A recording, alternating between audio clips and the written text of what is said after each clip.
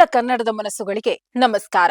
ಭಾರತದ ಹೆಮ್ಮೆಯ ಬಾಹ್ಯಾಕಾಶ ಸಂಸ್ಥೆ ಇಸ್ರೋ ಆಂಧ್ರ ಪ್ರದೇಶದ ಶ್ರೀಹರಿಕೋಟಾದಲ್ಲಿರುವ ಸತೀಶ್ ಧವನ್ ಬಾಹ್ಯಾಕಾಶ ಕೇಂದ್ರದಿಂದ ಜಗತ್ತೇ ಅಚ್ಚರಿ ಪಡುವಂತಹ ಮತ್ತೊಂದು ಐತಿಹಾಸಿಕ ಸಾಧನೆ ಮಾಡಿದೆ.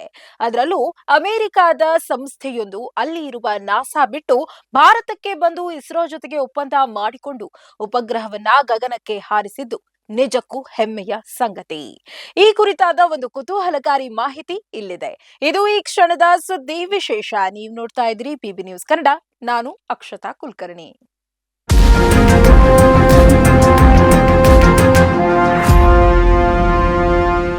ಶ್ರೀಹರಿಕೋಟಾದ ಎರಡನೇ ಉಡಾವಣಾ ವೇದಿಕೆಯಿಂದ ಉಡಾವಣೆಗೊಂಡ ಈ ಬೃಹತ್ ರಾಕೆಟ್ ಕೇವಲ 15 ನಿಮಿಷಗಳ ಪ್ರಯಾಣದ ನಂತರ ಭೂಮಿಯ ಕೆಳ ಕಕ್ಷೆಗೆ ಅತ್ಯಂತ ನಿಖರವಾಗಿ ಸೇರಿಸಿದೆ. ಈ ಉಪಗ್ರಹವು ಬರೋಬ್ಬರಿ 6100 ಕೆಜಿ ತೂಕವಿದ್ದು ಇದು ಭಾರತೀಯ ನೆಲದಿಂದ ಉಡಾವಣೆಗೊಂಡ ಇದುವರೆಗಿನ ಅತ್ಯಂತ ಭಾರದ ಪೇಲೋಡ್ ಎಂಬ ಹೆಗ್ಗಳಿಕೆಗೆ ಪಾತ್ರವಾಗಿದೆ. ಈ ಮಿಷನ್ನ ವಿಶೇಷತೆ ಅಂದ್ರೆ ಇದು ಸಂಪೂರ್ಣವಾಗಿ ವಾಣಿಜ್ಯ ಉದ್ದೇಶದ ಕಾರ್ಯಾಚರಣೆಯಾಗಿದೆ. ಇಸ್ರೋದ ವಾಣಿಜ್ಯ ವಿಭಾಗದ ನ್ಯೂ ಸ್ಪೇಸ್ ಇಂಡಿಯಾ ಲಿಮಿಟೆಡ್ ಮತ್ತು ಅಮೆರಿಕದ ಎಎಸ್ಟಿ ಸ್ಪೇಸ್ ಮೊಬೈಲ್ ಕಂಪನಿಯ ನಡುವಿನ ಒಪ್ಪಂದದ ಅಡಿಯಲ್ಲಿ ಈ ಉಡಾವಣೆ ನಡೆದಿದೆ. ಈ ಬ್ಲೂಬರ್ಡ್ ಉಪಗ್ರಹವು ಸಾಮಾನ್ಯ ಸ್ಮಾರ್ಟ್ ಫೋನ್ಗಳಿಗೆ ನೇರವಾಗಿ ಬಾಹ್ಯಾಕಾಶದಿಂದ ಹೈ ಸ್ಪೀಡ್ ಇಂಟರ್ನೆಟ್ ಒದಗಿಸುವ ಗುರಿಯನ್ನ ಹೊಂದಿದೆ. ಇದು ತಾಂತ್ರಿಕವಾಗಿ ಅರ್ಧ ಫುಟ್ಬಾಲ್ ಮೈದಾನದಷ್ಟು ದೊಡ್ಡದಾದ ಆಂಟೆನಾವನ್ನ ಹೊಂದಿದೆ ಅನ್ನೋದು ಗಮನಾರ್ಹ. ಅಮೆರಿಕದ ಕಂಪನಿಯೊಂದು ತನ್ನದೇ ದೇಶದ ನಾಸಾ ಅಥವಾ ಸ್ಪೇಸ್ ಎಕ್ಸ್ ನಂತಹ ಸಂಸ್ಥೆಗಳನ್ನ ಬಿಟ್ಟು ಭಾರತದ ಇಸ್ರೋ ಆಯ್ಕೆ ಮಾಡಿಕೊಳ್ಳಲು ಅನೇಕ ಕಾರಣಗಳಿವೆ. ಇದರಲ್ಲಿ ಮೊದಲನೇದಾಗಿ ಇರೋ ವಿಚಾರ ಅಂದ್ರೆ ಆರ್ಥಿಕ ಮಿತವ್ಯಯ. ವಿಶ್ವದ ಇತರ ಬಾಹ್ಯಾಕಾಶ ಸಂಸ್ಥೆಗಳಿಗೆ ಹೋಲಿಸಿದ್ರೆ ಇಸ್ರೋ ಅತ್ಯಂತ ಕಡಿಮೆ ವೆಚ್ಚದಲ್ಲಿ ಉಪಗ್ರಹಗಳನ್ನ ಉಡಾವಣೆ ಮಾಡುತ್ತದೆ. ಅಮೆರಿಕದ ಸ್ಪೇಸ್ ಎಕ್ಸ್ ಅಥವಾ ನಾಸಾದ ಮಿಷನ್ಗಳಿಗೆ ಹೋಲಿಸಿದ್ರೆ ಇಸ್ರೋದ ಉಡಾವಣಾ ವೆಚ್ಚ 40% ಕಡಿಮೆ ಇರುತ್ತದೆ. ಬೃಹತ್ ಉಪಗ್ರಹಗಳನ್ನ ಕಕ್ಷೆಗೆ ಸೇರಿಸುವಾಗ ಈ ಹಣಕಾಸಿನ ಉಳಿತಾಯ ಖಾಸಗಿ ಕಂಪನಿಗಳಿಗೆ ಬಹಳ ಮುಖ್ಯವಾಗುತ್ತದೆ. ಇನ್ನು ಗ್ಯಾರಂಟಿ ವಿಷಯದಲ್ಲಂತೂ ಇಸ್ರೋ ಈಗಾಗಲೇ ಜಗತ್ತನ್ನ ತನ್ನ ಕಡೆಗೆ ತಿರುಗೋ ಹಾಗೆ ಮಾಡಿದೆ.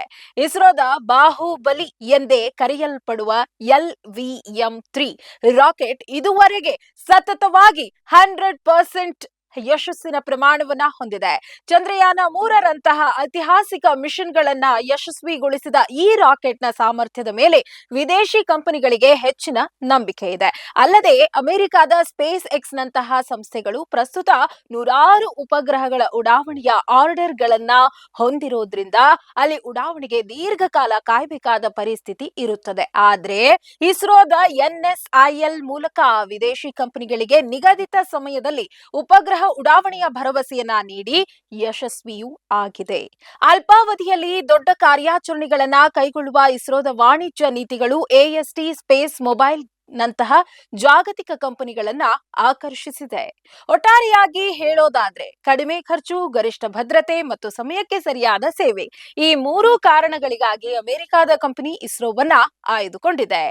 LVM-3 ರಾಕೆಟ್ ಇದುವರೆಗೆ ಚಂದ್ರಯಾನ 2, ಚಂದ್ರಯಾನ 3 ಮತ್ತು ಒನ್ ವೆಬ್ ಮಿಷನ್ಗಳಂತಹ ಮಹತ್ವದ ಕಾರ್ಯಾಚರಣೆಗಳನ್ನ ಯಶಸ್ವಿಯಾಗಿ ಪೂರೈಸಿದೆ. ಸತತ 9ನೇ ಬಾರಿಗೆ ಈ ರಾಕೆಟ್ ಯಶಸ್ವಿ ಉಡಾವಣೆ ಕಾಣುವ ಮೂಲಕ ಇಸ್ರೋದ 100% ವಿಶ್ವಾಸಾರ್ಹತೆಯನ್ನ ಮತ್ತೊಮ್ಮೆ ಜಗತ್ತಿಗೆ ಸಾಬೀತುಪಡಿಸಿದೆ. ಇದಾಗಿತ್ತು ಈ ಕ್ಷಣದ ವಿಶೇಷ ವರದಿ. ನೈಜ ಹಾಗೂ ತಾಜಾ ಸುದ್ದಿ, ಪ್ರಾಮಾಣಿಕ ವರದಿ, ನಿಷ್ಠೂರ ವಿಶ್ಲೇಷಣೆಗಳಿಗಾಗಿ ಸದಾ ಗಮನಿಸಿ ಬಿಬಿ ನ್ಯೂಸ್ ಕನ್ನಡ. ಇದು ಕನ್ನಡಿಗರ ಪ್ರತಿ ಧ್ವನಿ.